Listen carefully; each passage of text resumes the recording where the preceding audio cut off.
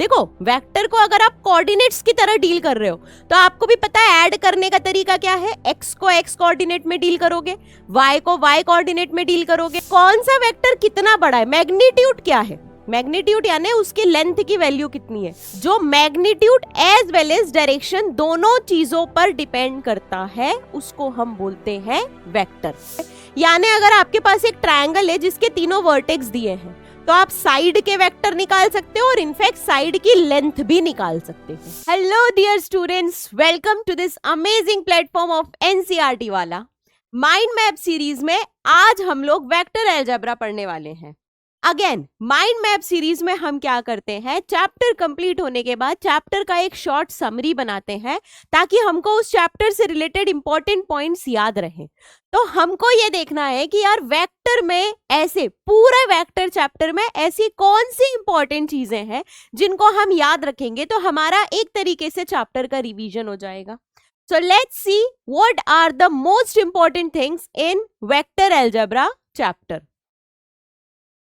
First is, आप जब vector पढ़ना स्टार्ट करते हैं तो आप पहले तो ये देखते हैं कि यार वेक्टर क्या होता है ना, एंड साथ ही साथ अलग अलग टाइप्स के वेक्टर, है ना। आपने एक बिल्कुल नया कंसेप्ट पढ़ रहे हो, वेक्टर आपने आज से पहले कभी नहीं पढ़ा है तो होता क्या है, सबसे पहले तो ये देखेंगे, उसके टाइप्स देखेंगे, कौन कौन से टाइप्स के वेक्टर है, यानी क्या क्या अलग अलग नाम दिया हुआ है हमने वेक्टर्स को, ठीक है।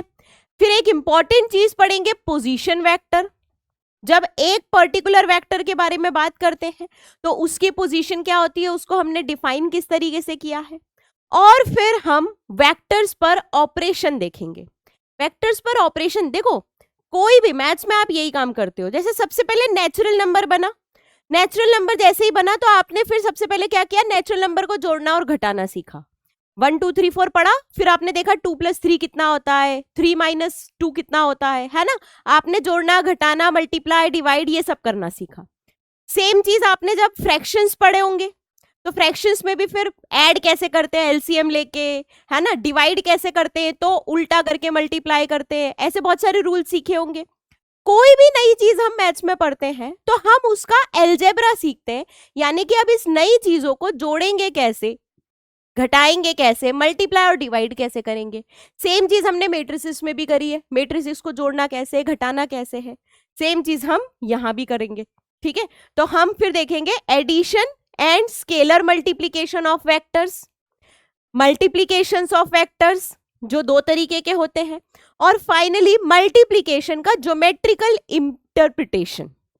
ज्योमेट्रिकल इंटरप्रिटेशन इसलिए क्योंकि वेक्टर एक्चुअली में एक ज्योमेट्रिकल चैप्टर है, ज्योमेट्री का चैप्टर है ना, तो इसका ज्योमेट्री में बहुत ज्यादा यूज आता है। तो वो ज्योमेट्री में क्या पर्पस है वेक्टर का, आप क्या ऑपरेशन लगा के क्या चीज कैलकुलेट कर सकते हो, वो चीज समझ में आना बहुत ज्यादा जरूरी है। आई बात समझ में, आ गई बात समझ में, ठीक है। तो let's start with vector, what is vector and what are the types of vector. Vector को अगर मैं सबसे आसान भाषा में बोलूं, कोई बोले कि यार सबसे आसान भाषा में वेक्टर कैसे डिफाइन हो सकता है, तो हम इसको बोल देते हैं it is a directed line segment. It is a directed line segment. अब डायरेक्टेड लाइन सेगमेंट का मतलब क्या होता है, डायरेक्टेड लाइन सेगमेंट का मतलब है एक लाइन सेगमेंट है जिसका हमने डायरेक्शन भी डिफाइन कर रखा है, तो इसी की थोड़ी सी इवॉल्व्ड डेफिनेशन होती है, a physical quantity that has magnitude as well as direction. एक ऐसी फिजिकल क्वांटिटी जो magnitude as well as direction दोनों चीजों पर डिपेंड करता है उसको हम बोलते हैं वेक्टर, है ना। आप बहुत सारे वेक्टर्स फिजिक्स में पढ़ते हो, जैसे वेलोसिटी वेक्टर होता है, डिस्प्लेसमेंट वेक्टर होता है, एक्सीलरेशन वेक्टर होता है, फोर्स वेक्टर होता है। वहीं पे बहुत ज्यादा स्केलर क्वांटिटीज भी पढ़ते हो, मास एक स्केलर क्वांटिटी है ना, डिस्टेंस एक स्केलर क्वांटिटी है। तो डिफरेंस सिर्फ ये आता है क्योंकि जैसे हम लोगों ने देखा है ना कि जब आप लेंथ की बात करते हो मैथ्स में, मैं जब भी लेंथ के बारे में बताती हूँ तो मैं बोलती हूँ बेटा लेंथ हमेशा पॉजिटिव आंसर करना है। लेंथ हमेशा पॉजिटिव आंसर क्यों करना है? क्योंकि वो एक स्केलर क्वांटिटी है, उसका हमको सिर्फ मैग्नीट्यूड चाहिए तो हम पॉजिटिव आंसर करते हैं। वही वेक्टर क्वांटिटी क्योंकि डायरेक्शन पर भी डिपेंड करती है तो ये पॉजिटिव भी हो सकती है, नेगेटिव भी हो सकती है, डिपेंड करता है। आई बात समझ में? आ गई बात समझ में? ठीक है। अब देखो, आपने ये बता दिया कि एक फिजिकल क्वांटिटी जिसका मैग्नीट्यूड भी है और डायरेक्शन भी है उसको हम वेक्टर बोलते हैं, उसको हम वेक्टर बोलते हैं। अब कौन कौन से वेक्टर आते हैं, इसको डिनोट कैसे करते हैं, बहुत सारी चीजें इसके बारे में सीखनी पड़ेगी। तो हम जनरली ज्योमेट्रिकली इसको ऐसे डिनोट करते हैं, एक लाइन सेगमेंट बना देते हैं और एरो बना देते हैं। अगर एक लाइन सेगमेंट के साथ एक एरो है यानी ये वेक्टर लिखा हुआ है, इसको हम लिखते हैं ए। अब ए तो कोई वेरिएबल है, उसके ऊपर बार का साइन लगा दो तो ये हो गया ए वेक्टर। क्या हो गया बेटा? ये ए वेक्टर है ना। कोई लाइन सेगमेंट एरो वाले लाइन सेगमेंट को ड्रॉ कर दिया और ए के ऊपर बार लगा दिया तो ये हो गया हमारा ए वेक्टर। अच्छा, जब आप लाइन सेगमेंट ड्रॉ कर रहे हो, बहुत सारे लाइन सेगमेंट अलग अलग ड्रॉ कर सकते हो, तो कौन सा वेक्टर कितना बड़ा है, मैग्नीट्यूड क्या है, मैग्नीट्यूड यानी उसकी लेंथ की वैल्यू कितनी है, वो इस लाइन सेगमेंट की लेंथ पर डिपेंड करेगा। यानी ये छोटा वेक्टर है और ये बड़ा वेक्टर है ना, ये छोटा वेक्टर है और ये बड़ा वेक्टर है। आई बात समझ में? तो जनरली हम लाइन सेगमेंट और एरो यानी एक छोटी सी रे से किसी भी वेक्टर को डिनोट करते हैं, किसी भी वेक्टर को डिनोट करते हैं। अब इसके अलावा कौन कौन से टाइप्स के वेक्टर होते हैं जो हमको देखना है। सबसे पहला टाइप जो आप पढ़ते हो वो है जीरो वेक्टर, जिसको हम प्यार से नल वेक्टर भी बोलते हैं। जीरो वेक्टर सिंपली एक ऐसा वेक्टर है जिसका मैग्नीट्यूड जीरो है। A vector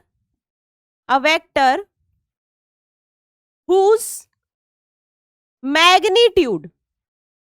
magnitude is zero।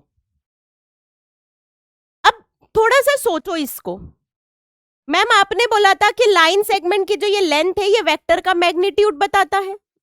अब आप लेंथ को जीरो कर दो, मैग्नीट्यूड ही जीरो कर दो, तो कैसे वेक्टर बनेगा?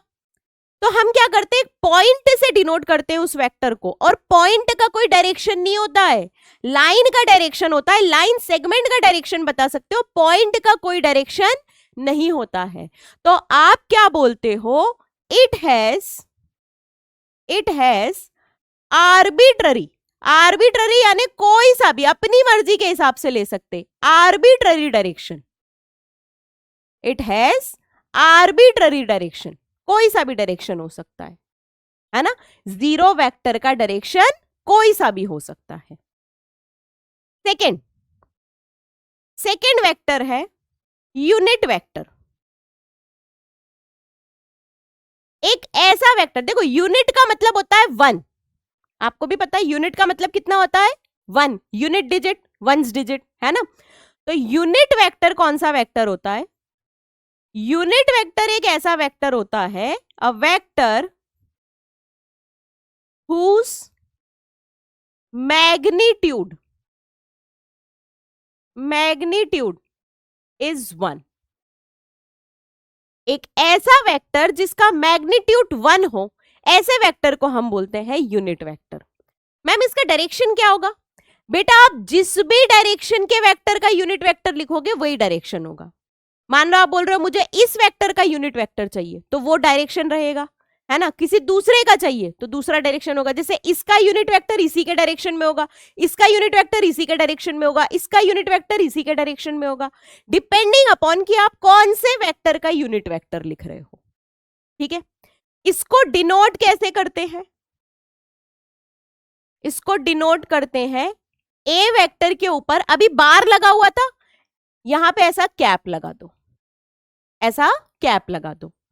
ठीक है, जैसे ही के ऊपर कैप लग गया आप समझ जाओ, किसी भी वेक्टर के ऊपर कैप लग गया यानी ये यूनिट वेक्टर है, ये यूनिट वेक्टर है, यानी इसका मैग्नीट्यूड तो 1 होगा, इसका मैग्नीट्यूड तो 1 होगा। आई बात समझ में? आ गई बात समझ में? थर्ड थर्ड जो हमारा टाइप ऑफ वेक्टर है, थर्ड जो हमारा टाइप ऑफ वेक्टर है वो है इक्वल वेक्टर्स।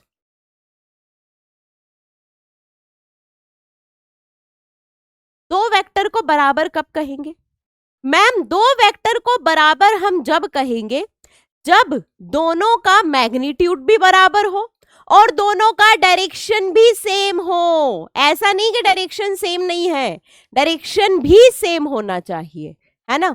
तो two vectors having same magnitude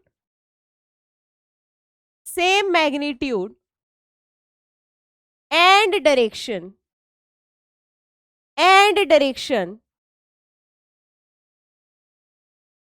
are called equal vector. Two vectors having same magnitude and direction are called equal vectors. Those are called equal vectors, है ना। तो अगर मैं A ऐसा ड्रॉ कर रही हूं तो B भी ऐसा ड्रॉ करना चाहिए। ये A है, ये B है, दोनों का मैग्नीट्यूड भी सेम है और डायरेक्शन भी सेम है, तो A और B इक्वल होंगे। ठीक है, A और B इक्वल होंगे। Fourth, negative of a vector. Negative of a vector. If A is a given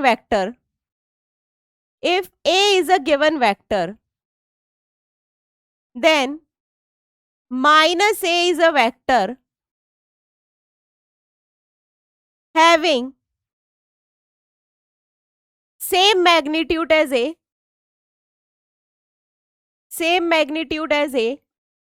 but opposite direction, just उल्टा डायरेक्शन। वेक्टर में माइनस का मल्टीप्लाई करने से मैग्नीट्यूड नहीं बदल रहा है, क्या हो जा रहा है मैम? डायरेक्शन उल्टा हो जा रहा है। यानी ये आपका अगर ए वेक्टर है तो ये हो जाएगा माइनस ए वेक्टर। मैग्नीट्यूड तो सेम रहेगा, डायरेक्शन एरो पहले ऐसा पॉइंटेड था, अब ऐसा पॉइंटेड हो जाएगा। 180 डिग्री का टर्न। ठीक है, नेक्स्ट है कोलीनियर वेक्टर। कोलीनियर वेक्टर को मैं ऐसा बताती हूं कि ऐसा सोचो, वेक्टर या तो मतलब पैरेलल हो या एंटी पैरेलल हो, यानी डायरेक्शन में या तो 0 डिग्री बन रहा हो या 180 डिग्री बन रहा हो, एक तरीके से पैरेलल लाइंस। एरो का डायरेक्शन कुछ भी हो, अगर ये दोनों लाइन सेगमेंट पैरेलल है तो आप बोल देते हो कोलीनियर वेक्टर्स, है ना। तो parallel vectors are called collinear vectors.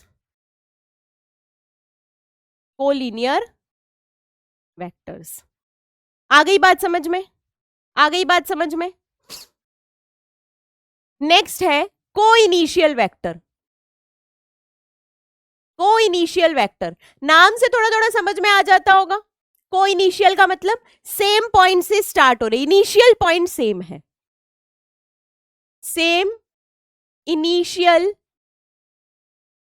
Point, है ना। कुछ ऐसे होते coinitial vectors. Coterminal vector same terminal points, coterminal vector same terminal points, यानी एंड सेम जगह पे हो रहे हैं, ये हो गए कोटर्मिनल वेक्टर्स। ठीक है, ये सब वर्ड्स याद रखना है, ये डेफिनेशंस याद रखना है। इन पर क्वेश्चंस जनरली कोलिनियर वेक्टर से आता है, वो हमने समझ लिया कि पैरेलल वेक्टर होना चाहिए। अब पैरेलल में एरो का डायरेक्शन सेम है या एरो का डायरेक्शन ऑपोजिट है, उससे मतलब नहीं। कोलिनियर वेक्टर्स का मैग्नीट्यूड सेम हो ऐसा बिल्कुल भी जरूरी नहीं है, मैग्नीट्यूड अलग अलग हो सकता है। यानी कि ये दोनों वेक्टर भी कोलिनियर है, ये दोनों वेक्टर भी कोलिनियर है, ये दोनों वेक्टर भी कोलिनियर है। उनका जो डायरेक्टेड लाइन सेगमेंट है उसका डायरेक्शन सेम होना चाहिए, दोनों का डायरेक्शन सेम होना चाहिए, सेम या ऑपोजिट, पैरेलल होना चाहिए, बेसिकली पैरेलल होना चाहिए। आ गई बात समझ? आ गई बात समझ? ठीक है। अब वेक्टर्स, जैसे हम वेक्टर्स पढ़ते हैं ना, वेक्टर्स आपका एक्चुअली कोऑर्डिनेट सिस्टम में भी डिफाइन होता है।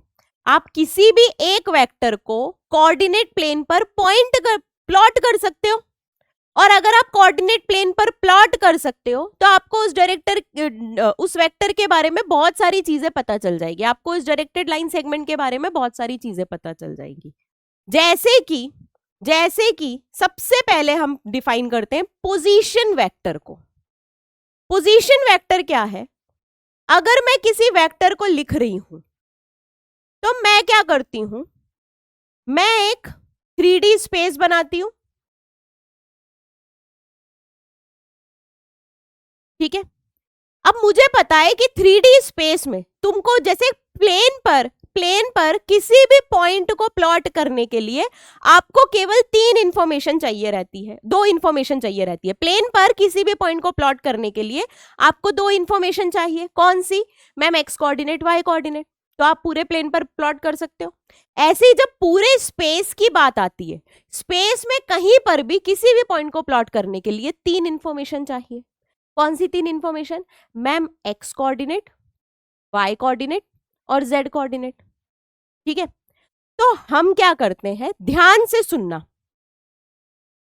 एक्स एक्सिस के डायरेक्शन में यूनिट वेक्टर को बोलते हैं आई कैप, वाई एक्सिस के डायरेक्शन में यूनिट वेक्टर को बोलते हैं जे कैप, और जेड एक्सिस के डायरेक्शन में यूनिट वेक्टर को बोलते हैं के कैप। अब तुमको भी पता है कि नेगेटिव एक्स में ये माइनस आई हो जाएगा, नेगेटिव वाई में माइनस जे और नेगेटिव जेड में माइनस के। तो अगर कोई पॉइंट ओरिजिन से 3 यूनिट एक्स डायरेक्शन में बढ़ा, अगर कोई पॉइंट ओरिजिन से 3 यूनिट एक्स डायरेक्शन में बढ़ा, तो अब डायरेक्शन इंपॉर्टेंट है। पहले तुम सिर्फ 3 लिखते थे, अब क्या लिखोगे? 3i। फिर वो गया वाई डायरेक्शन में, मान लो 2 यूनिट, तो तुम लिखोगे +2j, क्योंकि पहले 3i गया, फिर +2j गया, फिर मान लो k डायरेक्शन में 1 यूनिट गया तो +k। तो अगर मेरे पास एक पॉइंट है 3 या फिर x, z या a1 a2 a3 से लिख दो, अगर मेरे पास एक पॉइंट है a1 a2 a3, तो उसका वेक्टर रिप्रेजेंटेशन होता है, a1i plus a2j plus a3k। ये और कुछ नहीं बता रहा है, ये सिर्फ इतनी सी बात बता रहा है कि आपका गिवन वेक्टर x डायरेक्शन में a1 यूनिट चला है, y डायरेक्शन में a2 यूनिट चला है और z डायरेक्शन में a3 यूनिट चला है, ठीक है। अब जब इस पॉइंट को मैं ओरिजिन से ज्वाइन कर देती हूं, ये आपका गिवन वेक्टर है, इसको मैंने ओरिजिन से ज्वाइन कर दिया, है ना। इसको मान लो मैंने P बोला, ओरिजिन क्या है आपका 0,0,0, नल वेक्टर होता है बेसिकली। तो OP ऐसा लिखते, OP वेक्टर, इसको हम बोलते हैं position vector of P, position vector of P। Position vector ही क्यों बोलते हैं मैम? क्योंकि हमने उसको एक पोजीशन दे दी पूरे 3D स्पेस में, यानी पूरे स्पेस में उसकी एक यूनिक पोजीशन है, a1i a2j a3k, है ना। z एक्सिस में a1 प्लस y एक्सिस में a2 प्लस z एक्सिस में a3। तो आपने एक यूनिक पोजीशन दे दी, तो ये आपका हो गया पोजीशन वेक्टर।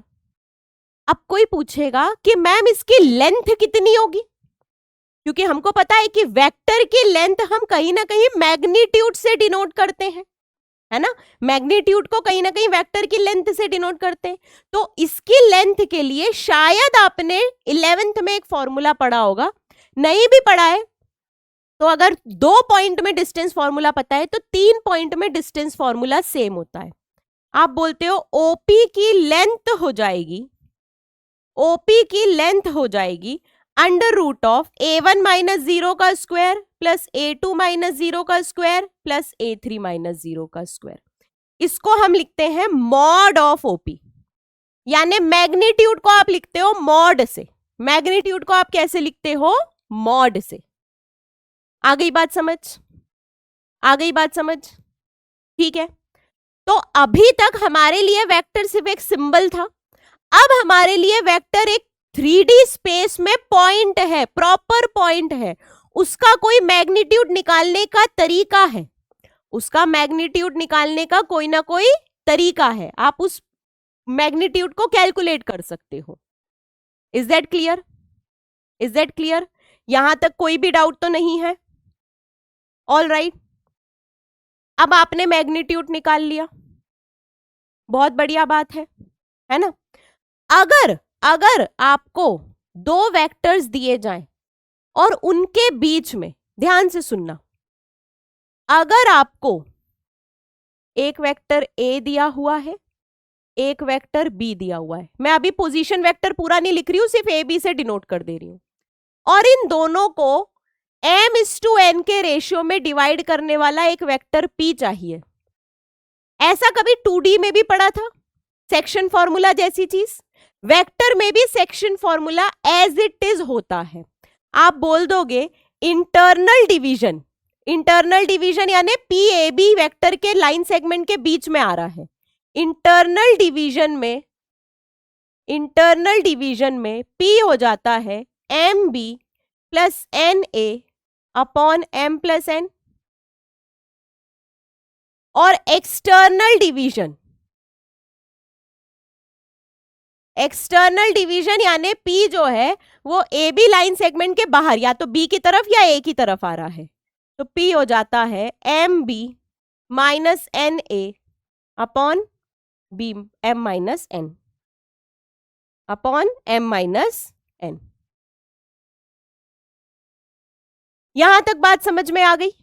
ठीक है, अगर P मिड पॉइंट है, if P is mid point, अगर P मिड पॉइंट है तो P का कोऑर्डिनेट हो जाता है A प्लस B अपॉन 2, क्योंकि P अगर मिड पॉइंट है तो M बराबर N होगा। यहां पे रख दो M बराबर N, यहां पर रख दो M बराबर N। ऑल राइट, ठीक है। वेक्टर्स को A वेक्टर B वेक्टर की तरह से देखने के लिए केवल बस यहीं तक पढ़ना है। अब के बाद जैसे ही हमने पोजीशन वेक्टर पढ़ लिया ना, इसके बाद वेक्टर को डिफाइन हम केवल पोजीशन वेक्टर से करेंगे। यानी तुम्हारे दिमाग में कोई बोले कि अच्छा वेक्टर है, तो तुम बोलोगे अच्छा A1i plus A2j plus A3k, है ना? उसका एक x का कंपोनेंट है, उसका एक y का कंपोनेंट है, उसका एक z का कंपोनेंट है। हम उन तीनों को ऐड करके लिखते हैं, हम उन तीनों को ऐड करके लिखते हैं। यहां तक बात समझ में आ गई? यहां तक बात क्लियर है? ठीक है, तो फिर हम आ जाते हैं कि दो वेक्टर्स का एडिशन कैसे होगा, है ना? दोनों तरीके से देखेंगे। ऐसा नहीं है कि हमको पोजीशन वेक्टर ही सीखना है। हम वेक्टर का अगर मान लो पोजीशन वेक्टर नहीं दिया हुआ है, ए वेक्टर से डिनोट है, तो उस केस में भी सीखेंगे ज्योमेट्रिकली, और पोजीशन वेक्टर के केस में भी। एडिशन के लिए एक सबसे फेमस रूल है, मोस्ट प्रोबेबली तुमने पढ़ा होगा, जिसको हम बोलते हैं triangles law of vector addition, और उसी के साथ एक लॉ होता है parallelogram law of vector addition. Triangles law of vector addition and parallelogram law of vector addition, दोनों क्या बोलते हैं ध्यान से सुनना, दोनों क्या बोलते हैं ध्यान से सुनना। ट्रायंगल लॉ बोलता है अगर एक वेक्टर है A, अगर एक दूसरा वेक्टर है B, और अगर हम ध्यान से सुनो B के टेल को A के हेड से ज्वाइन कर दे। अब कैसे ज्वाइन करेंगे? तो हमने ये नोटिस किया है कि बहुत सारे वेक्टर्स को आप स्पेस में फ्री मूव करा सकते हो। तो मान लो कि अगर आपको B वेक्टर यहां कहीं ऐसा दिया है, तो आप बोलते हो उसको उठा के यहां रख दो, डायरेक्शन मत चेंज करो, मैग्नीट्यूड मत चेंज करो, सिर्फ उठा के यहां से यहां रख दो, है ना? हम वेक्टर को स्पेस में फ्री मूव कर सकते हैं।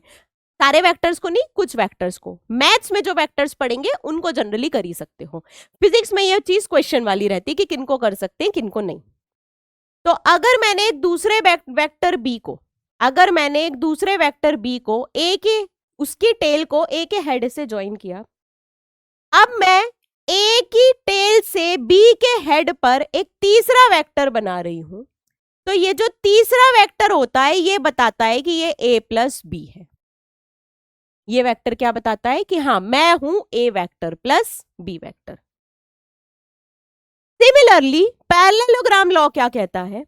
पैरेललोग्राम लॉ बोलता है कि ए अगर एक वेक्टर है और बी और ए का टेल जॉइन है, ये बी वेक्टर है, तो आप ये पैरेललोग्राम कंप्लीट करो, इसका ये वाला डायगोनल आपको बताएगा ए प्लस बी और ये वाला डायगोनल आपको बताएगा ए माइनस बी। ए माइनस बी निकालना कोई मुश्किल वाली बात नहीं है, आपको भी पता है कि बी वेक्टर ये है तो माइनस बी यहां हो जाएगा, तो ए माइनस बी ऐसे ड्रॉ हो जाएगा।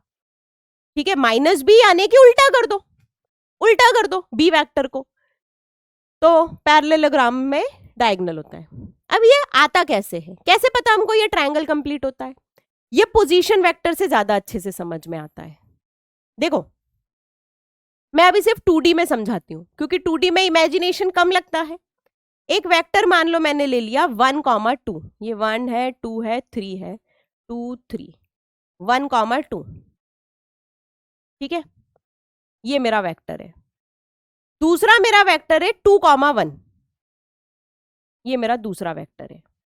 तो एक वेक्टर हो जाएगा 1, 2 यानी कि i प्लस 2j। अब पता है ना 1 x एक्सिस पे यानी i लिख दो, 2 y एक्सिस पे यानी 2j लिख दो। तो ये a वेक्टर है और ये b वेक्टर है, 2i प्लस j। जब मैं दोनों को ऐड करूंगी तो मेरे पास आ जाएगा 3i प्लस 3j। अब देखो 3i प्लस 3j कहां आ रहा है? जब हमने नोटिस किया तो ये तो इस पैरेललोग्राम का डायगोनल बन रहा था 3i प्लस 3j दोनों को ऐड करने पर। ठीक है, और उससे ये भी पता चल गया कि जब आप देखो वेक्टर को अगर आप कोऑर्डिनेट्स की तरह डील कर रहे हो तो आपको भी पता है ऐड करने का तरीका क्या है। x को x कोऑर्डिनेट में डील करोगे, y को y कोऑर्डिनेट में डील करोगे और z को z कोऑर्डिनेट में डील करोगे। यानी अब कोई पूछेगा कि a प्लस बी वेक्टर क्या है, तो आप बोलोगे a और b का x को ऐड करो, a और b के y कोऑर्डिनेट को ऐड करो और a और b के z कोऑर्डिनेट को ऐड करो। ये आपके पास a और b वेक्टर बन जाता है। ठीक है, आई बात समझ में? अच्छे से क्लियर हो गया रूल? ठीक है, अब ये चीज तो ज्योमेट्री से ही समझ में आती है ना? कि आप बोलोगे कि मैम अगर ज्योमेट्री नहीं है, अगर हम ड्रॉ नहीं कर सकते तो हम इस बारे में क्या पता लगा सकते हैं? तो आपको केवल मैग्नीट्यूड पता लग सकता है, a प्लस बी का मैग्नीट्यूड, क्योंकि ये ट्रायंगल की एक साइड है ना, तो आप कोसाइन रूल से इसका मैग्नीट्यूड बता सकते हो। मैग्नीट्यूड ऑफ a का square plus magnitude of b का square plus 2 times magnitude a magnitude b into cos theta, जहां पे थीटा a और b का इंटरनल एंगल है, जहां पे थीटा a और b का इंटरनल एंगल है।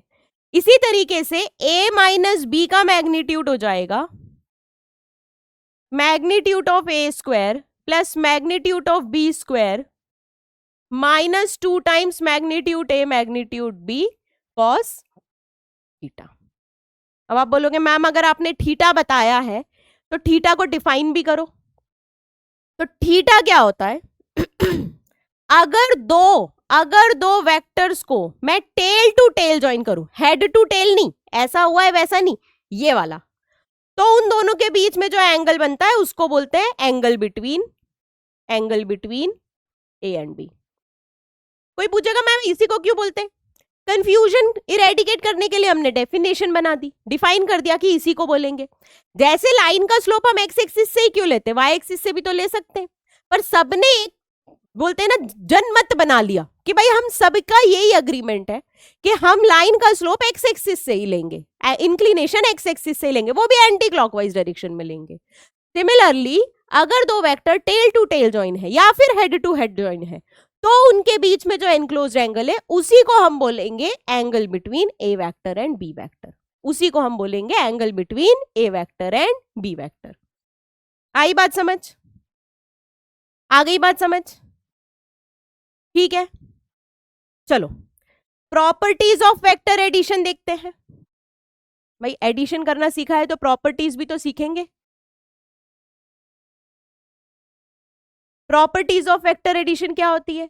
मैम ए प्लस बी और बी प्लस ए बराबर होता है, यानी कि वेक्टर एडिशन कॉम्यूटेटिव है। पहले एक वेक्टर लिखो बाद में दूसरा, या फिर जोड़ने में पहले दूसरा बाद में एक लिखो, बात एक ही है, वही ट्रायंगल का तीसरा ही साइड आना है, किसी को किसी में भी जोड़ो।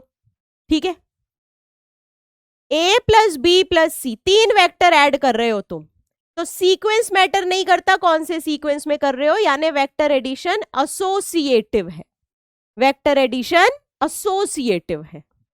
आ गई बात समझ में? आ गई बात समझ में? ठीक है, तो वेक्टर एडिशन की दो इंपॉर्टेंट प्रॉपर्टी क्या है मैम? एक तो ये कॉम्यूटेटिव है, दूसरा ये एसोसिएटिव है, दूसरा ये एसोसिएटिव है।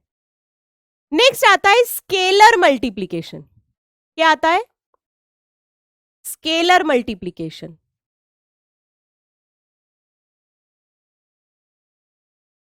स्केलर मल्टीप्लिकेशन का मतलब है वेक्टर में किसी नंबर का मल्टीप्लाई करना, है ना। जैसे अगर आपके पास एक वेक्टर ए है तो उसमें 2 का मल्टीप्लाई कर दिया, 3 का मल्टीप्लाई कर दिया, नंबर का मल्टीप्लाई करना। इससे वेक्टर में क्या चेंज आएगा? एक सोचने वाली चीज है, क्या वेक्टर का डायरेक्शन बदल सकता है नंबर का मल्टीप्लाई करने से? नंबर का मल्टीप्लाई करने से कभी भी डायरेक्शन नहीं बदलता है, सिर्फ उसकी लेंथ चेंज होती है। तो वेक्टर की जो लेंथ चेंज होती है ना, उसको हम बोलते हैं स्केलिंग। क्यों? क्योंकि स्केलर मल्टीप्लिकेशन से होती है। फॉर एग्जाम्पल आपके पास एक वेक्टर है a1i plus a2j plus a3k, इसमें मैंने k का मल्टीप्लाई कर दिया तो ये हो जाएगा ka1i plus ka2j plus ka3k, यानी आई जे के एलिमेंट्स तीनों में उस नंबर का मल्टीप्लाई हो जाएगा जिस नंबर का आपने वेक्टर में मल्टीप्लाई किया है। कोई फर्क नहीं पड़ता, कोई फर्क नहीं पड़ता। आई बात समझ? आ गई बात समझ? ठीक है, तो स्केलर मल्टीप्लिकेशन से वेक्टर का केवल मैग्नीट्यूड चेंज होता है, उसका डायरेक्शन कभी भी चेंज नहीं होता है। अच्छा, अब इससे रिलेटेड इंपॉर्टेंट पॉइंट्स पढ़ना जरूरी है, जैसे कि if magnitude of vector A is mod A, then magnitude of vector Ka will be K mod A। Number का मल्टीप्लाई करने से डायरेक्शन पे कोई फर्क नहीं पड़ेगा, हाँ मैग्नीट्यूड उस नंबर के टाइम्स मल्टीप्लाई हो जाएगा। इसीलिए हम वेक्टर में -1 का मल्टीप्लाई करते हैं तो डायरेक्शन में बस ऑपोजिट हो जाता है, मैग्नीट्यूड सेम रहता है क्योंकि -1 1। ठीक है, यहां तक बात समझ में आ गई? यहां तक बात समझ में आ गई? यूनिट वेक्टर कैसे लिखते हैं? यूनिट वेक्टर कैसे लिखते हैं? तो जब भी आपको ए कैप लिखना हो आप बोलोगे कुछ नहीं मैम, ए वेक्टर में उसके मैग्नीट्यूड का डिवाइड दे दो। क्यों? क्योंकि अब तुम मैग्नीट्यूड इसका निकालोगे तो ऊपर ए का मैग्नीट्यूड हो जाएगा, ए मैग्नीट्यूड, डिनोमिनेटर में एक मैग्नीट्यूड है ही, तो दोनों कैंसिल होके इसका मैग्नीट्यूड कितना रहेगा? 1। तो किसी भी वेक्टर में उसके मैग्नीट्यूड का डिवाइड देने पर, किसी भी वेक्टर में उसके मैग्नीट्यूड का डिवाइड देने पर आपको यूनिट वेक्टर मिलता है, उसी वेक्टर का, उसी वेक्टर का। ठीक है, ये बहुत इंपॉर्टेंट पॉइंट है, समझ में आया? All right, next important point, if 2 vectors A and B are collinear, अगर दो वेक्टर ए और बी कोलिनियर है, जहां पे ए वेक्टर है a1i plus a2j plus a3k, और b वेक्टर है b1i plus b2j plus b3k। तो आप बोलते हो कि b1 bye a1, b2 bye a2 और b3 बाय a3 एक फिक्स कांस्टेंट रहेगा। अगर दो वेक्टर कोलिनियर है तो i में i का डिवाइड करो, j में j का डिवाइड करो, k में k का डिवाइड करो, आपको फिक्स नंबर मिलेगा। ऐसा क्यों? क्योंकि मैम अगर दो वेक्टर कोलिनियर है तो इसका मतलब उनका डायरेक्शन सेम है, सिर्फ उनके मैग्नीट्यूड में डिफरेंस है। यानी एक में किसी नंबर का मल्टीप्लाई करके दूसरा आया है ना, स्केलिंग करके, स्केलर नंबर का मल्टीप्लाई करके दूसरा आया है। तो इसका मतलब हम डिवाइड करेंगे तो आपको एक फिक्स स्केलर मिल जाएगा, आपको एक फिक्स नंबर मिल जाएगा। स्केलर यानी रियल नंबर, है ना। स्केलर मल्टीप्लिकेशन हम रियल नंबर मल्टीप्लिकेशन को बोलते हैं। तो आपको एक नंबर मिल जाएगा। ठीक है, आ गई बात समझ में? All right. अब स्केलिंग से रिलेटेड एक बहुत कॉमन क्वेश्चन आता है, ध्यान से सुनना। मुझे एक गिवन वेक्टर है, एग्जाम्पल है ये, मेरे पास एक गिवन वेक्टर है a1i a1i plus a2j plus a3k। ठीक है, इस गिवन वेक्टर में अगर मैं बोलूं कि मुझे इसी वेक्टर के डायरेक्शन में एक वेक्टर चाहिए, सेम वेक्टर के डायरेक्शन में एक वेक्टर चाहिए जिसका मैग्नीट्यूड 5 यूनिट है, जिसका मैग्नीट्यूड 5 यूनिट है ना। यानी कि मैं क्वेश्चन बोल रही हूं, right a vector in direction of A vector with magnitude 5। तो कैसे लिखेंगे, कैसे लिखेंगे, है ना। फिक्स तरीका है। देखो, सबसे पहले ए का कुछ ना कुछ मैग्नीट्यूड होगा, हमको उस मैग्नीट्यूड को हटा के 1 बनाना है। यानी डायरेक्शन सेम रखते हुए मुझे ए का मैग्नीट्यूड 1 चाहिए, यानी मुझे ए वेक्टर के डायरेक्शन में यूनिट वेक्टर चाहिए। तो फर्स्ट स्टेप क्या होगी, फर्स्ट स्टेप क्या होगी, राइट ए कैप। तो ए कैप हो जाएगा a1i plus a2j plus a3k upon under root of a1 square plus a2 square plus a3 square. Magnitude of a यही होता था ना, मैग्नीट्यूड ऑफ ए यही होता था ना। ठीक है, अब इस वेक्टर का मैग्नीट्यूड कितना है, 1, क्योंकि ये यूनिट वेक्टर है।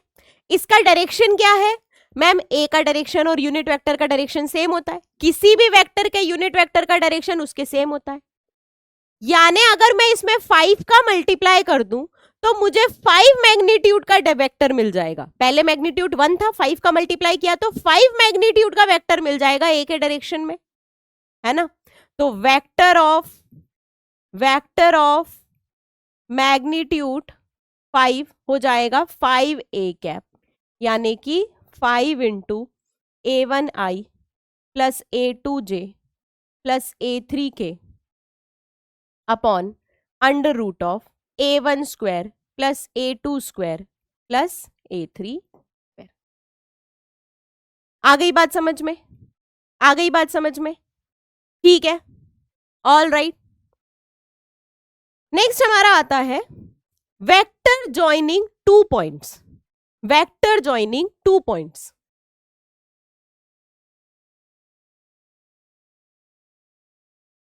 अगर आप वैसे एनसीईआरटी देखोगे तो उसमें डायरेक्शन रेशियो या डायरेक्शन कोसाइन की भी बात होती है, उसकी हम अभी बात नहीं कर रहे हैं, वो हम 3D में पढ़ेंगे। 3D में आप अच्छे से पढ़ लेंगे what is direction ratios and what are direction cosine. 2 points को ज्वाइन करने वाला वेक्टर, ध्यान से सुनना।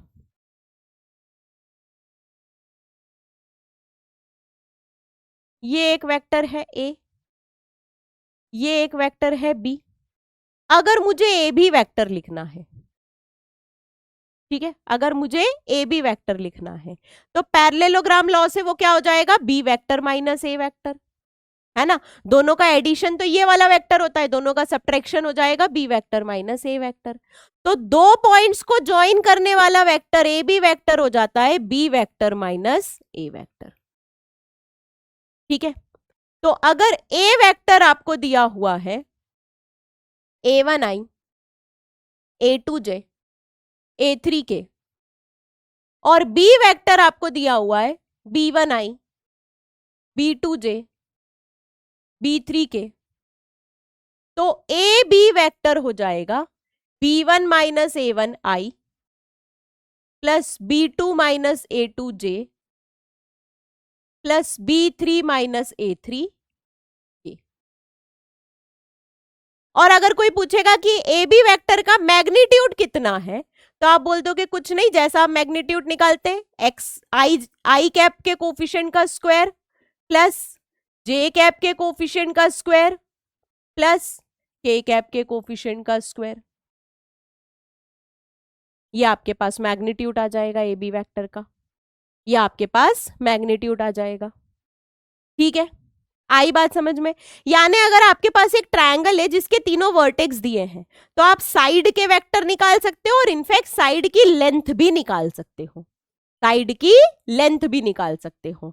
अगर ट्रायंगल के तीनों वर्टेक्स दिए हैं तो हम साइड का वेक्टर और साइड की लेंथ दोनों कैलकुलेट कर सकते हैं। All right, all right. Now let's move on to dot product and cross product. कुछ चीजों को समझो, मतलब वेक्टर क्वांटिटीज में कई चीजें हमको वैसी की वैसी मिली है तो हमने एक्सेप्ट कर लिया कि हाँ उनका एडिशन ऐसे होता है, उनका सब्ट्रैक्शन ऐसे होता है। जब प्रोडक्ट की बात आती है तो प्रोडक्ट हमने डिफाइन किया है, प्रोडक्ट हमने क्या किया है, डिफाइन किया है। तो हमने दो तरीके के प्रोडक्ट डिफाइन किए हैं।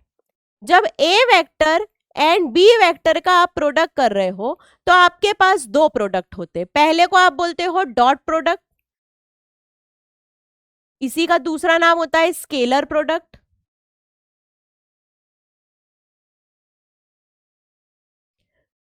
दूसरे को आप बोलते हो क्रॉस प्रोडक्ट।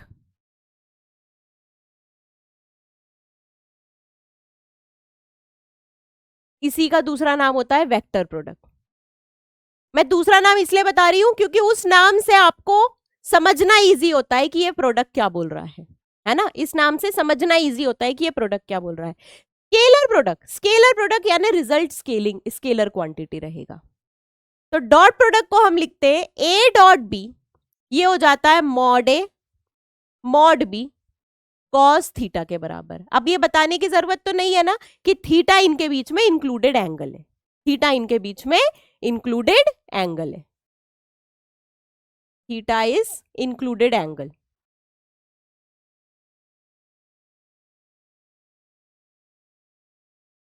ठीक है, सिंपल सा डेफिनेशन है, ए डॉट बी होता है मॉड ए मॉड बी कॉस थीटा। अब इसके बारे में कितनी इंफॉर्मेशन है आपके पास? मैम बहुत सारी। आप सिर्फ इतना देख के क्या क्या पता लगा सकते हो। मैम पहले तो एक काम करते हैं, थीटा के ऊपर काम करते हैं। थीटा जो है वो अगर 0 हुआ तो ए डॉट बी हो जाएगा मॉड ए मॉड बी के बराबर, और अगर थीटा पाई हुआ तो ए डॉट बी हो जाएगा minus of mod A mod B के बराबर। दूसरा, थीटा अगर पाई बाय 2 हुआ तो ए डॉट बी हो जाएगा 0। यानी कि दो वेक्टर्स, ध्यान से सुनना, दो वेक्टर्स अगर परपेंडिकुलर है, थीटा पाई बाय 2 यानी दोनों के बीच में एंगल 90 परपेंडिकुलर है, तो उनका डॉट प्रोडक्ट 0 होता है। ये one of the most important most important statement है आपके डॉट प्रोडक्ट से कंसर्न। थीटा अगर पाई बाय 2 है तो ए डॉट बी हो जाता है 0। अच्छा ma'am, I dot I, J dot J और के डॉट के क्या हो जाएगा? भाई दोनों के बीच में, आई और आई के बीच में डायरेक्शन तो 0, मतलब थीटा तो 0 है, एंगल तो 0 है, एक्स एक्सिस से एक्स एक्सिस का एंगल तो 0 रहेगा। मैग्नीट्यूड दोनों का 1 है, तो ये हो जाएगा मैग्नीट्यूड ऑफ 1 मैग्नीट्यूड ऑफ 1, यानी ये वैल्यू आ जाएगी 1। और वहीं पर कोई बोले I dot J, J dot के डॉट आई, मैम तीनों एक्सिस आपस में परपेंडिकुलर होती हैं, तो तीनों एक्सिस को डॉट प्रोडक्ट करेंगे तो आंसर आएगा 0। आई का जे के साथ, जे का के साथ, के का आई के साथ डॉट प्रोडक्ट करेंगे तो आंसर आएगा 0। All right, all right. अब सिर्फ इतना पता होने से कि I dot I, J dot J, के डॉट के, ये सब क्या है, इतना पता होने से हम क्या बोल सकते हैं? हम ये बोल सकते हैं कि जब दो वेक्टर का डॉट करो ना, तो कुछ नहीं, उनके आई आई को मल्टीप्लाई करो, जे जे को मल्टीप्लाई करो और के को मल्टीप्लाई करो। आई के कोफिशिएंट में आई के कोफिशिएंट का मल्टीप्लाई, जे के कोफिशिएंट में जे के कोफिशिएंट का, क्योंकि आई के कोफिशिएंट में जब जे के कोफिशिएंट का मल्टीप्लाई होगा, भाई ब्रैकेट्स की तरह मल्टीप्लाई करोगे ना, तो आई डॉट जे तो 0 हो जाएगा, आई डॉट के भी 0 हो जाएगा, तो आई डॉट आई बचेगा, जे डॉट जे बचेगा, के डॉट के बचेगा, जो कि होता है 1। तो डॉट प्रोडक्ट ये आता है। और डेफिनेटली ये एक स्केलर क्वांटिटी है, क्योंकि डॉट प्रोडक्ट में तुमको आई जे के नहीं दिखेगा कहीं। It is a scalar quantity, it is a scalar quantity. ठीक है, आ गई बात समझ में? All right. इनफैक्ट जब भी किसी वेक्टर का स्क्वायर हो रहा हो, a प्लस बी का होल स्क्वायर, तो आप बोलते हो मैम ये कुछ नहीं, ये लिखा हुआ है a प्लस बी डॉट, या तो सिंगल वेक्टर में ले लो। अगर किसी वेक्टर का स्क्वायर हो रहा है तो ये लिखा हुआ है a डॉट ए, और a डॉट ए होता है मॉड a का स्क्वायर।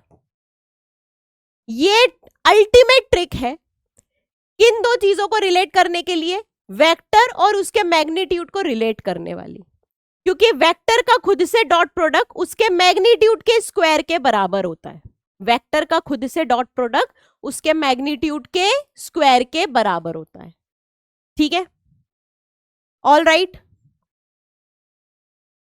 अगर मैं a plus B dot C plus D करना चाहूं, तो जैसे ब्रैकेट्स मल्टीप्लाई होते हैं सेम वैसे ही करना है। क्या? a dot C plus a dot D plus b dot C plus b dot D. जिस तरीके से ब्रैकेट्स मल्टीप्लाई हो रहे होते हैं उसी तरीके से हम डॉट प्रोडक्ट भी करते हैं। ये सब बताना इसलिए जरूरी है क्योंकि क्रॉस में ऐसा नहीं होता है। क्रॉस में होता भी है, कई जगह होता है, कई जगह नहीं भी होता है। तो डॉट में ध्यान रखना है क्या क्या चीजें पॉसिबल है, प्रॉपर्टीज ध्यान रखनी है। एर्थ प्रॉपर्टी क्या बोल रही है, ध्यान से सुनना, कि a डॉट बी करो या b डॉट ए करो, एक ही बात है, क्योंकि आखिरी में तो ये लिखा हुआ है mod a mod b cos theta, तीनों ही स्केलर क्वांटिटी है। इनका सीक्वेंस चेंज करो भाई, 2 इंटू 3 इंटू 4 या 4 इंटू 2 इंटू 3 या 3 इंटू 2 इंटू 4, लिखने पे कोई अलग आंसर थोड़ी आएगा। तो तीनों रियल क्वांटिटी है, तीनों रियल क्वांटिटी है, तो आप आराम से तीनों में से कुछ भी लिख सकते हो। तो a डॉट बी और b डॉट ए आपस में बराबर होते हैं, आपस में बराबर होते हैं। इसी कारण से a प्लस बी का होल स्क्वायर, जब भी होल स्क्वायर हो रहा है समझ लो वेक्टर का खुद में डॉट प्रोडक्ट हो रहा है, तो ये हो जाता है a स्क्वायर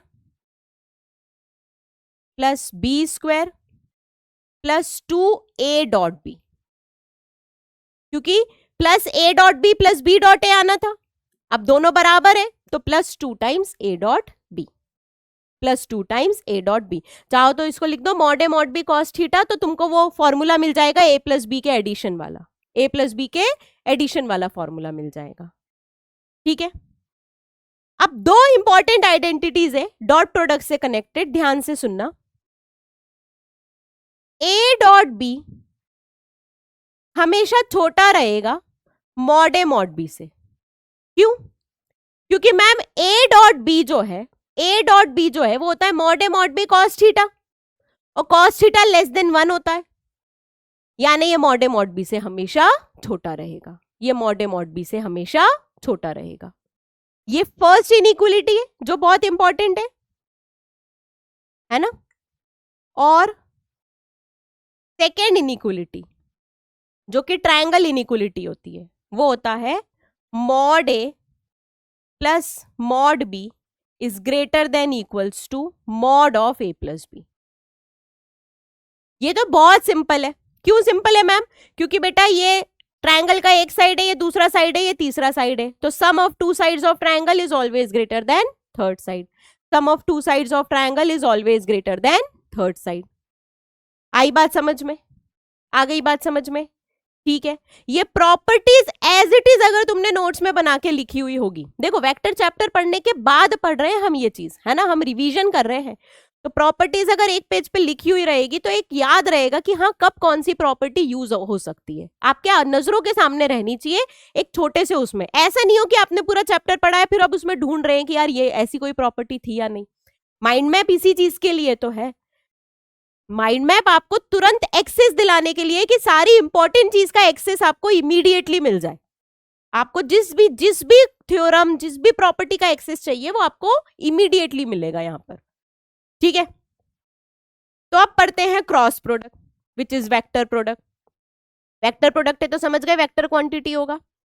अब ये बोलता है कि एक काम करो, ए क्रॉस बी को डिफाइन ऐसे करो कि मॉड ए मॉड बी साइन थीटा लिख दो।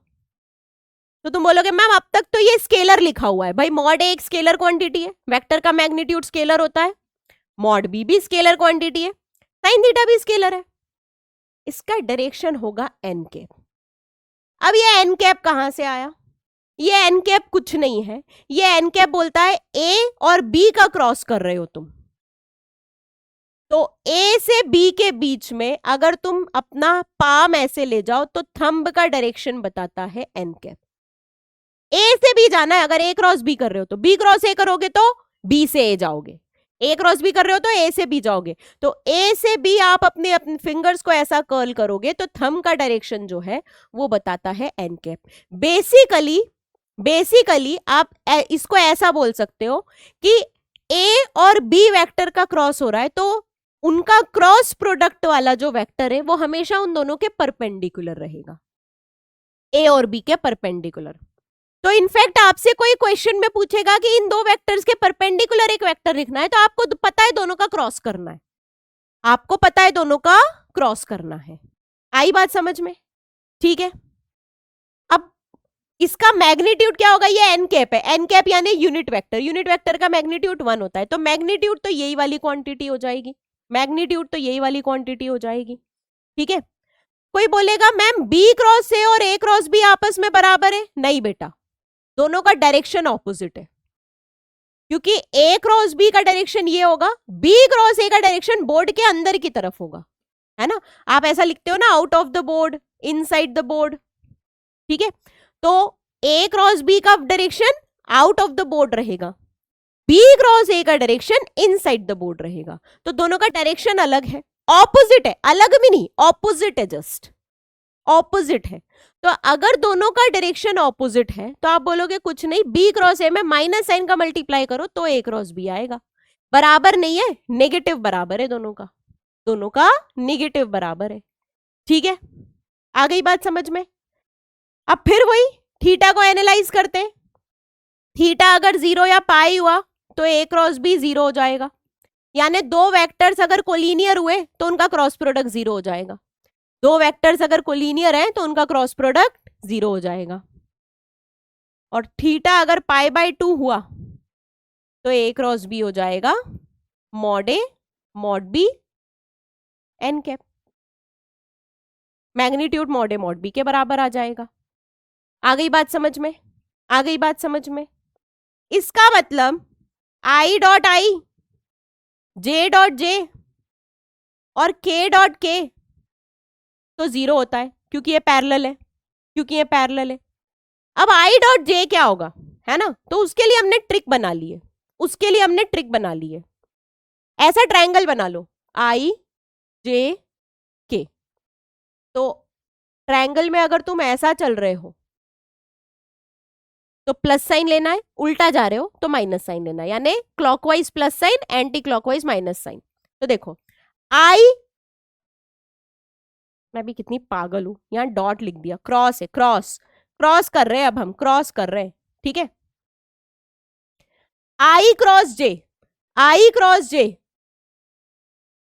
क्लॉकवाइज जा रहे हो तो बनेगा के वेक्टर, जे क्रॉस के क्लॉकवाइज जा रहे हो तो बनेगा आई वेक्टर, के क्रॉस आई क्लॉकवाइज जा रहे हो तो बनेगा जे वेक्टर, जे क्रॉस आई उल्टा जा रहे हो तो बनेगा माइनस के वेक्टर। के क्रॉस जे उल्टा जा रहे हो तो बनेगा माइनस आई वेक्टर। आई क्रॉस के उल्टा जा रहे हो तो बनेगा माइनस जे वेक्टर, है ना। कौन से डायरेक्शन में जा रहे हो, कौन सा डायरेक्शन उल्टा है, ये चीज इंपॉर्टेंट है। तो बस ये ट्रायंगल ऐसे ही याद रख लेना, आई जे के, clockwise positive, anti clockwise negative. तो इन चीजों को ऑब्जर्व करके हमको पता चला कि अगर सिक्स्थ ए वेक्टर है a1i plus a2j plus a3k और बी वेक्टर है b1i plus b2j plus b3k, तो दोनों का क्रॉस प्रोडक्ट हो जाता है इस डिटर्मिनेंट से डिटरमाइन। अब ये डिटर्मिनेंट क्या है, इसकी फर्स्ट रो हो जाएगी आई जे के, सेकेंड रो में ये पहला वाला वेक्टर लिखना यानी ए, तो a1 a2 a3, थर्ड में दूसरा वाला तो b1 b2 b3। ये होता है a क्रॉस b, ये होता है a क्रॉस b, इस डिटर्मिनेंट का वैल्यू, ठीक है। यानी i cap into a2 b3 minus b2 a3 minus j cap into a1 b3 minus b1 a3 plus k cap into a1 b2 minus b1 a2। बस ये आपका cross product का vector हो जाएगा, क्रॉस प्रोडक्ट का vector हो जाएगा। आ गई बात समझ में, आ गई बात समझ में, ठीक है। Is that clear? अगर आपको दो वेक्टर्स दिए हुए हैं a प्लस बी और क्रॉस करना है c प्लस डी में, तो आप बोलोगे कोई चिंता की बात नहीं है, a cross c plus a cross D plus b cross c plus b cross D करेंगे। सीक्वेंस याद रखना, पहले में पहला, पहले में दूसरा, पहले यही वाले वेक्टर्स आएंगे, बाद में ये वाले वेक्टर्स आएंगे। सीक्वेंस क्रॉस में ध्यान रखना जरूरी है, क्रॉस में सीक्वेंस ध्यान रखना बहुत जरूरी है, ठीक है। क्रॉस प्रोडक्ट क्योंकि एक वेक्टर क्वांटिटी है, वेक्टर क्वांटिटी है तो डायरेक्शन मैटर करेगा, ए क्रॉस बी कर रहे हो, ए क्रॉस सी कर रहे हो या सी क्रॉस ए कर रहे हो, दोनों में जरूरी है। आ गई बात समझ, आ गई बात समझ, ठीक है। अच्छा, अगर ये बात समझ में आ गई तो एक्चुअली में हम स्केलर प्रोडक्ट और वेक्टर प्रोडक्ट पढ़ते हैं इसलिए क्योंकि दोनों का ज्योमेट्रिकल सिग्निफिकेंस है, कुछ ना कुछ ज्योमेट्री में पता लगाया जा सकता है। जैसे दो वेक्टर अगर परपेंडिकुलर है तो उनका डॉट जीरो होगा, दो वेक्टर अगर पैरेलल है तो उनका क्रॉस जीरो होगा। बहुत सारी चीजें पता चल जाती है डॉट और क्रॉस से, बहुत सारी चीजें पता चल जाती है, ठीक है। जिसमें सबसे इंपॉर्टेंट है डॉट प्रोडक्ट के लिए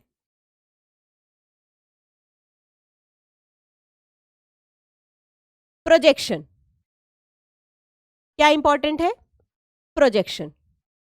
अब ये प्रोजेक्शन होता क्या है, अगर ये वेक्टर ए दिया हुआ है और ये वेक्टर बी दिया हुआ है तो ए के हेड से मैं परपेंडिकुलर ड्रॉप करूं तो ये जो डिस्टेंस होता है, ध्यान से सुनना, डिस्टेंस बोल रही हूं यानी कि स्केलर क्वांटिटी बोल रही हूं, ये जो लेंथ है इस लेंथ को हम बोलते हैं, इस लेंथ को हम बोलते हैं projection of A on B. B पर डाला ना परपेंडिकुलर तो इसको हम बोलते हैं projection of A on B. ये अगर ओ है, ये ए है, ये बी है, ये एम है, तो ओ एम लेंथ को हम बोलते हैं projection of A on B. अब ये निकलता कैसे है? कुछ नहीं, अगर दोनों का एनक्लोज्ड एंगल थीटा है तो तुमको पता है ये लेंथ में कॉस थीटा का मल्टीप्लाई करो तो ये लेंथ आ जाएगी, क्योंकि कॉस थीटा होता है बेस अपॉन हाइपोटेनियस। भाई वेक्टर है तो क्या ट्रायंगल बन रहा है तो हम रियल नंबर में अपना कॉस थीटा साइन थीटा का रेशियो तो लगा ही सकते हैं, है ना। तो मैं बोल रही हूं कि ओ एम हो जाएगा magnitude of A into cos theta, magnitude of A into cos theta, है ना। तो कॉस थीटा क्या होता है? कॉस थीटा होता है A dot B upon magnitude A magnitude B, है ना। ए डॉट बी के फॉर्मूले में कॉस थीटा को एलिमिनेट कर दिया तो ये दोनों आपस में कैंसिल हो गए और किसी वेक्टर में उसका मैग्नीट्यूड का डिवाइड दिया तो बन जाए यूनिट वेक्टर। तो a dot unit vector b ये होता है projection of A on b, a dot unit vector b. A का बी पर प्रोजेक्शन, अगर बी का ए पर प्रोजेक्शन लिखेंगे तो हम लिख देंगे बी डॉट यूनिट वेक्टर है, उससे लेंथ क्या मिलेगी, बी से ए पर, बी से ए पर परपेंडिकुलर डालोगे तो इस लेंथ को बोल देंगे, इस लेंथ को बोल देंगे बी डॉट यूनिट वेक्टर है। तो एक वेक्टर का दूसरे पे प्रोजेक्शन डालते हैं, वो लेंथ जो है वो आपको इस तरीके से निकलती है। ठीक है, अगर कोई बोले कंपोनेंट क्या होगा, कंपोनेंट क्या होगा, तो कुछ नहीं, आगे एक बी वेक्टर का मल्टीप्लाई कर दो, क्योंकि डायरेक्शन तो बी वेक्टर का है ना, इस लेंथ में ये डायरेक्शन मल्टीप्लाई कर दिया। ठीक है, आ गई बात समझ में, आ गई बात समझ में। वहीं पर क्रॉस प्रोडक्ट, क्रॉस प्रोडक्ट का ज्योमेट्रिकल इंटरप्रिटेशन क्या होता है, क्रॉस प्रोडक्ट का ज्योमेट्रिकल इंटरप्रिटेशन क्या होता है और क्या पता लगा सकते हैं। अगर आपके पास ये वेक्टर ए है, ये वेक्टर बी है, ठीक है, दोनों का एनक्लोज्ड एंगल है साइन थीटा, ध्यान से सुनना, तो ये लेंथ हो जाएगी बी साइन थीटा, ये लेंथ हो जाएगी बी साइन थीटा। अगर मैं इस ट्रायंगल को ज्वाइन कर दूं तो मैं इस ट्रायंगल, भाई ये परपेंडिकुलर लेंथ है ना बी साइन थीटा, क्यों, क्योंकि मैम साइन थीटा हो जाएगा परपेंडिकुलर अपॉन हाइपोटेनियस, तो परपेंडिकुलर हो गया बी साइन थीटा के बराबर। बी इसमें क्या है, बी है मॉड बी, मॉड बी, तो इस ट्रायंगल का एरिया हो जाएगा हाफ मॉड ए मॉड बी, भाई बेस हाइट साइन थीटा, ये हो जाएगा ट्रायंगल का एरिया। तो अगर मैं मॉड ए मॉड बी साइन थीटा को चाहूं तो क्या लिख सकती हूं, mod of A cross B, क्या लिख सकती हूँ, mod of A cross B. तो दो वेक्टर का अगर तुम क्रॉस प्रोडक्ट करके उसमें 2 का डिवाइड दे रहे हो तो बेसिकली तुम दोनों वेक्टर से बनने वाले ट्रायंगल का एरिया निकाल रहे हो, दोनों वेक्टर से बनने वाले ट्रायंगल का एरिया निकाल रहे हो। अगर मैम हमने 2 का डिवाइड नहीं दिया तो, अगर हमने 2 का डिवाइड नहीं दिया तो कुछ नहीं, तुमको इस पैरेललोग्राम का एरिया मिल जाएगा जिसकी 2 एडजेसेंट साइड गिवन है। इस पैरेललोग्राम का एरिया क्या हो जाएगा, mod of A cross B, है ना, क्योंकि इस ट्रायंगल और इस ट्रायंगल का एरिया सेम है, दोनों का हाफ, तो ऐड करेंगे तो आ जाएगा mod of A cross B. यानी दो वेक्टर्स के क्रॉस प्रोडक्ट करने से, दो वेक्टर्स का क्रॉस प्रोडक्ट करने से आपको क्या मिल रहा है, आपको हाफ करो क्रॉस प्रोडक्ट के मैग्नीट्यूड का तो आपको ट्रायंगल का एरिया मिल रहा है उन दोनों वेक्टर्स को साइड मानकर, और दोनों वेक्टर को साइड मानकर पैरेललोग्राम बना रहे हो तो magnitude of A cross B उस पैरेललोग्राम का एरिया दे रहा है। ठीक है, आई बात समझ, ऑल राइट। ये वेक्टर का जो है मतलब पूरी तरीके से आप बोल सकते हो कि समराइजेशन है, बहुत सारी छोटी छोटी इंफॉर्मेशन है इसमें, बहुत सारी छोटी छोटी इंफॉर्मेशन है जो अलग अलग जगह पे है और आपको पूरी कंबाइन करके दी हुई है इस माइंड मैप सीरीज में। अब आपका काम यही है कि जब आप वेक्टर चैप्टर कंप्लीट कर लो तो इस माइंड मैप के लेक्चर को देखकर अपना एक प्रॉपर शॉर्ट नोट बनाओ, जो शॉर्ट नोट आपको एग्जाम के टाइम पर काम आएगा, है ना। हम अभी भी, जिस बच्चे ने अभी तक भी नहीं पढ़ा है, बहुत टाइम है बेटा, बस अब से पढ़ना स्टार्ट कर दो, ऐसा नहीं कि अभी भी नहीं पढ़ना है, अभी से भी पढ़ना स्टार्ट कर दिया तो आप बहुत आसानी से बहुत अच्छा स्कोर कर सकते हो। आपके पास 3 महीने हैं, 3 महीने प्रॉपरली टाइम देके चैप्टर्स एक एक दिन में डिसाइड करके कंप्लीट करो, साथ ही साथ शॉर्ट नोट बनाओ माइंड मैप का लेक्चर देख के, ताकि आप जब एग्जाम के गैप में आप कोई चैप्टर को पढ़ोगे नहीं, आप सिर्फ इन शॉर्ट नोट्स को रिवाइज करोगे और PYQs की प्रैक्टिस करोगे। प्रीवियस आपका टारगेट ये होना चाहिए कि चैप्टर और NCERT आपने थ्रू आउट पढ़ लिया, एग्जाम के गैप में आप क्या कर रहे हो, प्रीवियस ईयर्स क्वेश्चन कर रहे हो, क्योंकि उनके रिपीट होने के चांसेस ज्यादा है, तो प्रीवियस ईयर्स क्वेश्चन कर रहे हो। ठीक है, तो आपका होमवर्क है, आपको NCERT में वेक्टर अलजेब्रा करना है ना, वेक्टर अलजेब्रा NCERT से कंप्लीट करना है। ठीक है बच्चा लोग, ऑल राइट। तो आज की क्लास हम लोग यहीं पर खत्म करते हैं। That's all for today, good day everyone.